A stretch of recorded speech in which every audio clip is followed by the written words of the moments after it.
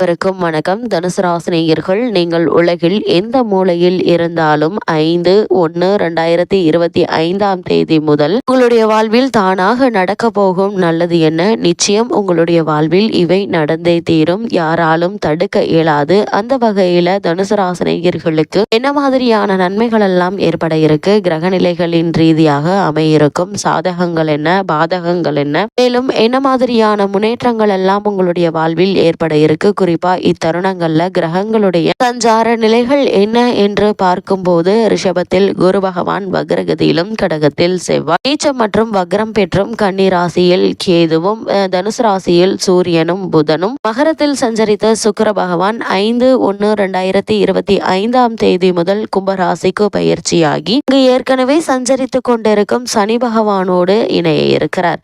அது மட்டுமில்லாமல் மீனத்தில் ராகுவும் சஞ்சரிக்கிறாங்க. இந்த கிரகங்களுடைய சஞ்சார நிலைகளின் காரணமாக தனுசு ராசினியர்களுடைய வாழ்வில் குடும்ப சூழ்நிலை ரீதியாக உத்தியோகம், தொழில், வியாபாரம், கலைத்துறை, அரசியல் துறை, மாணவ மாணவிகள், விவசாயத்துறையினர், பெண்மணிகள் என அனைவருக்குமே என்ன மாதிரியான நன்மைகள் எல்லாம் ஏற்பட இருக்கு என்பது குறித்தான முழுமையான பதிவை தான் இந்த வீடியோல நம்ம விரிவா பார்க்க போகிறோம். அந்த வகையில இந்த 5/1/2025 முதல் உங்களுடைய வாழ்வில் மேலும் என்ன மாதிரியான நன்மைகள் எல்லாம் ஏற்பட இருக்கு என்று பார்க்கும்போது, வாழ்விற்கு தேவையான அனைத்து சந்தோஷங்களையும் தரக்கூடியவர் சுக்கிரன். சுகபோக வாழ்பவர்களை பார்த்து அவர்களுக்கு என்ன சுக்கிர திசை அடிச்சு கிடக்கு என்பார்கள். ஒருவனுக்கு பணம், பதவி, புகழ், அதிர்ஷ்டம் போன்றவை சுக்கிர திசை நடைபெறும் போதுதான் கிடைக்குமா என்று கேட்டால், அப்படிப்பட்ட சுக்கிரன் யார் என்று பார்க்கும்போது நவ கிரகங்களில் ஒருவர்தான் சுக்கிரன். வெள்ளி என்ற பெயரிலும் இவரை அழைப்பார்கள்.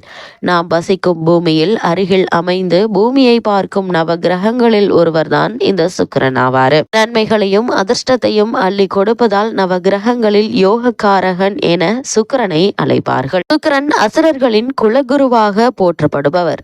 ஆச்சாரியர் என்றால் குரு என பொருள்படும்.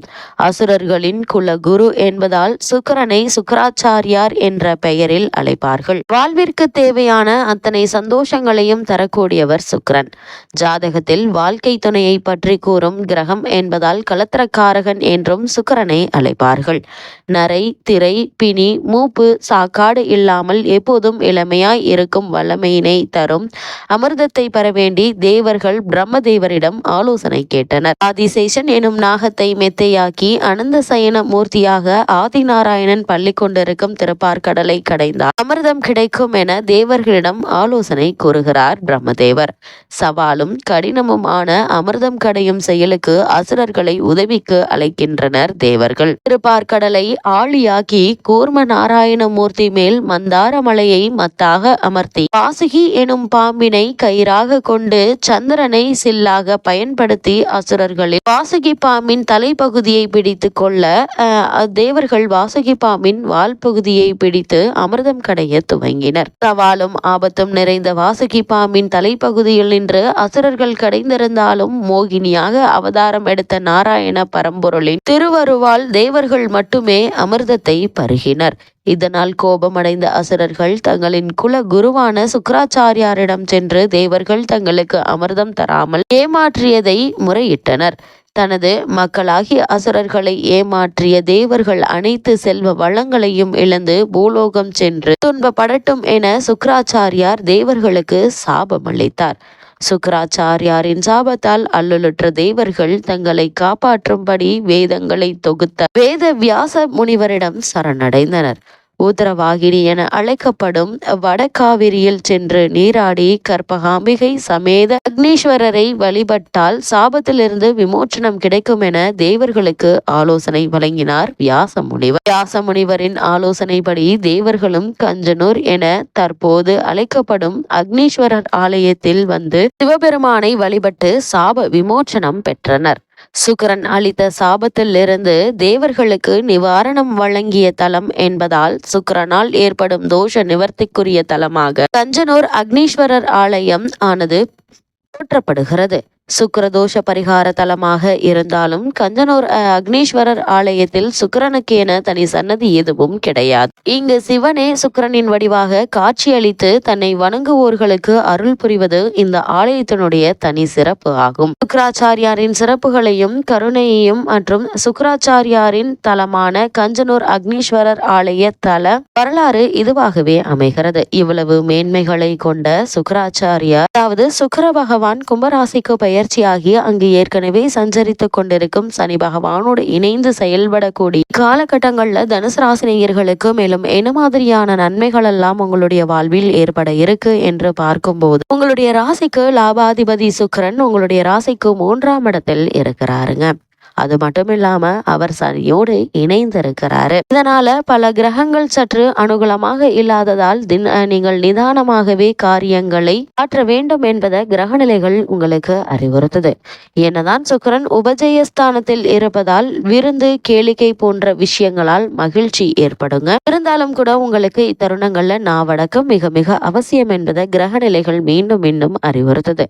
நண்பர்கள் உங்களுக்கு உதவிகரமாக இருப்பாங்க. வெளிநாட்டு வேலை வாய்ப்பு முயற்சி செய்பவர்களுக்கு உடனே அவை பழிக்க இருக்குது. இவ்வளவு நாட்களாக இழுபறியில் இருந்த வேலை முடிவது உங்களுக்கு உற்சாகத்தை அளிக்கும் விதமா அமைஞ்சிருக்குதுங்க. காரணம், உங்களுடைய ராசிக்கு 6க்குரிய சுக்கிரன் உத்தியோகத்தில் சனியோடு சேர்ந்திருக்கிறார். உங்களுடைய ராசிக்கு 3ஆம் இடத்தில் உள்ள சனி சுபகாரியங்களை விரைவாக நடத்தி விடுவாருங்க. அதே போல வெளியூர் பயணங்கள் ஏற்படக்கூடிய ஒரு தருணமாகவே இக்காலகட்டம் அமைஞ்சிருக்குது. அதில் ஆதாயமும் உண்டு என்பதை கிரகங்களுடைய சஞ்சார நிலைகள் தெல்ல தெளிவாக உறுதியளிக்குதுங்க. தனுசு ராசினியர்களை பொறுத்த வரைக்கும் இந்த சுக்கிர பயிற்சி நிகழக்கூடிய இக்காலகட்டங்கள்ல மேலும் என்ன மாதிரியான விஷயங்களை நீங்கள் கவனமாக இருக்க வேண்டும் என்று பார்க்கும்போது, குறிப்பாக தனுசு ராசினியர்கள் வீடு கட்டுதல், வீடு வாங்குவது போன்றவற்றில் சிறு பிரச்சனைகள் வரலாங்க. அதனால் ஆவணங்களை சரிபார்த்து அதற்கு பிறகு அதற்கான முயற்சிகளை மேற்கொள்வது நல்லது. அதே போல் குடும்பத்தில் கணவன் மனைவி பிரச்சனைகள் அவ்வப்போது தலை தூக்குங்க. அது மாதிரியான நேரங்கள்ல ஒருவருக்கொருவர் விட்டு கொடுத்து அனுசரித்து அவற்றை பெரிதாக்காமல் நடந்து கொள்வது நல்லதுங்க. கடன் வாங்கி சில நேரங்களில் செலவுகள் செய்ய வேண்டியிருக்கும். இது மாதிரியான நேரங்கள்ல தேவையான அளவிற்கு மட்டும் கடன் வாங்குவது நல்லது. அளவுக்கு மீறிய கடன்களை தவிர்ப்பது நல்லதுங்க. அதே போல ஆரோக்கியத்தில் கவனமாக இருங்க. சிறு உடல் உபாதை என்றாலும் உடனே மருத்துவரிடம் அணுகி அதற்கான சிகிச்சை எடுத்துக்கொள்வது நல்லது. தொழில் போட்டிகள் உண்டுங்க. சிலர் வேலை தேடுவதில் இடையூறுகள் ஏற்படுங்க. சற்று பொறுமையோடு இருக்க வேண்டும். நீங்கள் கவனமில்லாமல் எடுக்கும் முடிவுகளும் தேவையில்லாமல் பேசும் பேச்சுகளும் உங்களுக்கு சங்கடங்களையும் பிரச்சனைகளையும் தரலாங்க. அதனால் கவனமாக எச்சரிக்கையாக இருப்பது அவசியங்க. குறிப்பா அலுவலகத்தில் வேலை பார்த்து வரும் ராசினியர்கள் உங்களுடைய சொந்த விஷயங்களை பற்றி யாரிடமும் எதற்காகவும் பகிர்ந்து கொள்ள வேண்டாம். நீங்கள் உங்களுடைய வேலை உண்டு என்றிருப்பது நல்லதுங்க. யாரிடமும் தேவையில்லாத விஷயங்களை பற்றி பேச வேண்டாம் என்பதை கிரகநிலைகள் மீண்டும் மீண்டும் அறிவுறுத்தது. தனுசு ராசினியர்களுக்கு கிரகநிலைகளின் ரீதியாக கூறப்படும் பரிகாரம் என்ன என்று பார்க்கும்போது, பூர்வ புண்ணியாதிபதி செவ்வாய் அஷ்டமத்தில் இருப்பதால் முருகனை வணங்குங்க. சிவப்பு பூக்களால் அர்ச்சனை செய்வது எண்ணற்ற நன்மைகளை ஏற்படுத்தும்.